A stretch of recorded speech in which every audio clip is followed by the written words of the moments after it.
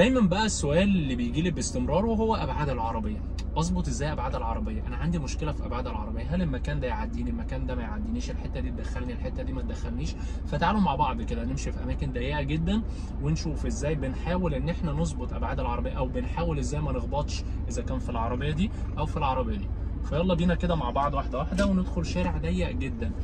انا دلوقتي بدات اتحرك بالعربيه بتاعتي، هدخل الشارع اللي جاي ده الصغير ده، الشارع ده منزف. طبعا طول ما انا نازل انا دايس على الفرامل جامد جدا عشان العربيه ما تجريش مني واعرف اسيطر عليها واتحكم فيها قوي.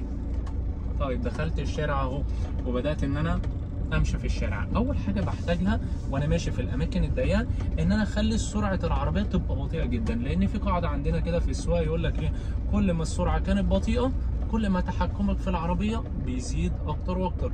فانا دلوقتي ماشي بسرعه بطيئه عشان اعرف اتحكم في العربيه بتاعتي كويس جدا.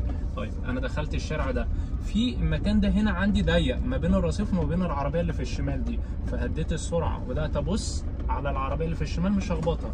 طيب ببص على الرصيف وانا بطيء جدا، لقيت نفسي رايح فيه، فبدات ابعد شويه اهو، بعدت بعيد عنه وحاسس ان انا بقيت بعيد عنه، بدات اعدل العربيه. انا كده رايح في اتجاه العربيه الحمراء دي، يبقى ابدا الف ناحيه اليمين. طيب بلف ناحيه اليمين لغايه ما وشي يبقى مظبوط في الشارع. اول ما وشي يبقى ستريت بدات ان انا اعدل الدركسيون. طيب نفس الفكره، انا داخل الشارع ده يمين، المكان هنا برده ضيق جدا، بدات ان انا هديت خالص ولفيت كتير، واول ما وشي جه في العربيه او اول ما وشي جه في الشارع مظبوط بدات ان انا اعدل الدركسيون وابدا ان انا ازود سرعه تاني. يبقى طول ما انا بلف كنت مخلي سرعه العربيه بطيئه جدا ورجلي على الفرامل عشان اعرف اتحكم في العربيه كويس جدا. طيب شايفين المكان اللي جاي ده مكان ضيق جدا اهو، بدات ان انا هدي سرعه العربيه قوي. يعني انا اول حاجه بعملها في الاماكن ده ببطئ سرعه العربيه جدا، هديت سرعه العربيه قوي. انا هنا قريب من الرصيف اللي في الشمال، فبدات الف كتير بعيد عنه. ببص على العربيه السوداء لقيت نفسي رايح عليها، فبدات الف كتير ناحيه الشمال مع بصه برده على الرصيف اللي جنبي ده، لقيت ان انا مش هخبطه، فيبقى انا كده تمام جدا. فضلت لافف، اول ما وشي جه مظبوط في الشارع بدات ان انا اعدل الدركسيون. اهم حاجه السرعه، طول ما سرعتك بطيئه كل ما تحكمك هيزيد في العربيه. لغايه دلوقتي مفيش مشكله. جايين داخلين الشارع اللي جاي ده يمين مع بعض، نفس الفكره، بقرب برده من الشارع اهو وببدا ابص الاول اشوف في حد جاي في الشارع ولا لا، مفيش حد جاي، فبدات ان انا الف كتير. امتى بلف كتير؟ لما كتفي يجي عند الرصيف او عند المكان اللي انا بلف عليه. اول ما وشي جه مظبوط في الشارع بدات ان انا اعدل الدركسيون، وهكذا. جاي داخل الشارع ده شمال، بستنى لغايه ما الرصيف ده يجي عند كتفي وابدا ان انا الف كتير ناحيته، مع ان انا برده مش ببص عليه هو، ببص على الطريق ككل. اول ما وشي جه مظبوط في الشارع عدلت الدركسيون وبدات ان انا ازود سرعه وامشي. نفس الفكره، هنا في العربيه دي قدامي، هديت السرعه خالص وبدات ان انا اعدي منها. لغايه دلوقتي مفيش مشكله. انا بقى ماشي في الشارع ده، الشارع ده زي ما انتم شايفين هو شارع ضيق جدا ويدوب على قد العربيه، وفي الولد اللي جايب عجله، بهدي السرعه جدا عشان المكان لو مش هيجيبني ابقى شايف. لغايه ما هو عدى كده الشارع بقى اوسع شويه، بدات ان انا ادوس بنزين. طب انا عارف ازاي ان انا مش هخبط في العربيه دي او في العربيه دي؟ انا مقدر او حاسس. طيب انا هنا حاسس، مجرد احساس ان انا قريب من العربيه الزرقاء دي، فبدات ان انا ابعد بعيد عنها، او حاسس ان انا قريب من العربيه دي فبدات ان انا ابعد بعيد عنها.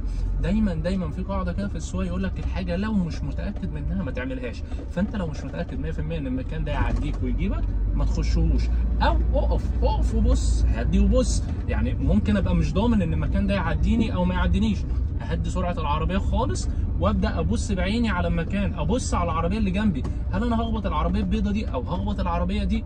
بشوف الكلام ده بعيني. بدات ان انا هنا الف ناحيه اليمين، هل انا لفيت كتير في الدركسيون؟ ما لفيتش كتير، وبناء عليه العربيه دخلت برده. طب انا عرفت منين اللفه دي كفايه؟ انا حسيت او قدرت.